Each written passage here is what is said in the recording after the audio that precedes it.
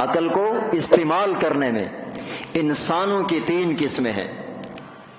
پہلے نمبر پر وہ انسان جو عقل کو استعمال نہیں کرتے بلکہ اپنے ہاتھوں سے بت بنائے، اپنے ہاتھوں سے بت تراشے، شریعت کی نظر میں اور اس کی عبادت کرنے لگ گئے۔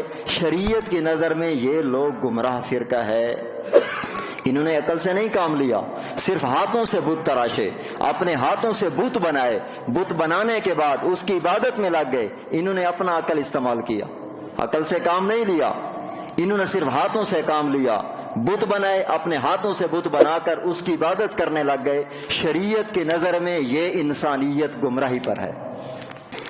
اب دوسرا فرقہ جو عقل کو، دوسرے انسانوں کی قسم جو عقل کو استعمال کرتے ہیں کہ جو بات عقل میں آ جائے اسے تسلیم کرتے ہیں، جو بات عقل میں نہ آئے اس کا انکار کرتے ہیں۔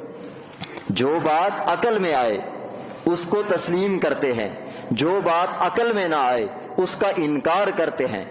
یہ فرقہ جس طرح کے دہریہ، اللہ کے وجود کا منکر، اللہ کے وجود کا منکر، انہوں نے عقل سے کام لیا۔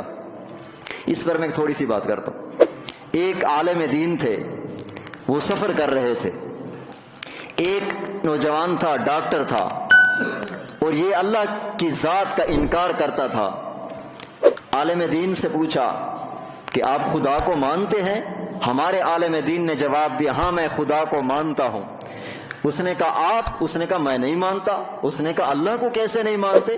اس نے کہا کہ جو چیز نظر نہ آئے میرا عقل ہی نہیں مانتی، جس کو میں دیکھوں نہ میں مانوں کیسے؟ ہمارے عالم دین علماء دیوبند کے بہت بڑے عالم دین، اس نے کہا میں آپ کو ایک ایسی چیز بتاؤں جس کو تو نے دیکھا نہیں ہے لیکن تو اسے تسلیم کرتا ہے۔ وہ بھی ڈاکٹر تھا۔ اس نے کہا بتائیں؟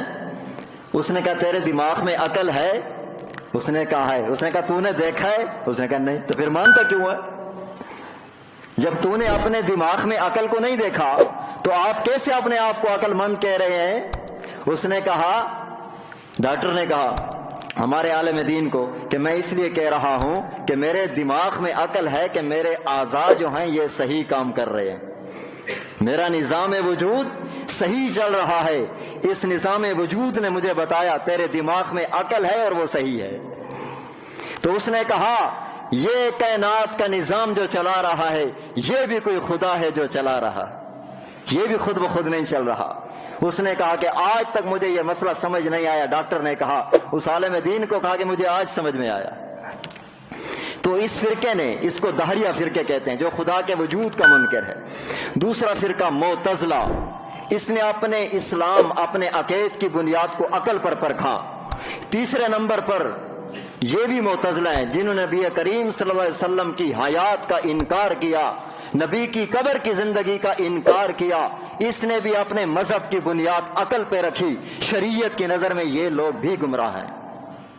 تیسری انسانیت کی قسم جو اپنے عقل کو استعمال کرتے ہیں، تیسری قسم جو چیز عقل میں آئے یہ اسے بھی مانتے ہیں، جو چیز عقل میں نہ آئے، قرآن کہہ دے اسے بھی مانتے ہیں، حدیث کہہ دے عقل میں نہ آئے یہ تب بھی تسلیم کرتے ہیں۔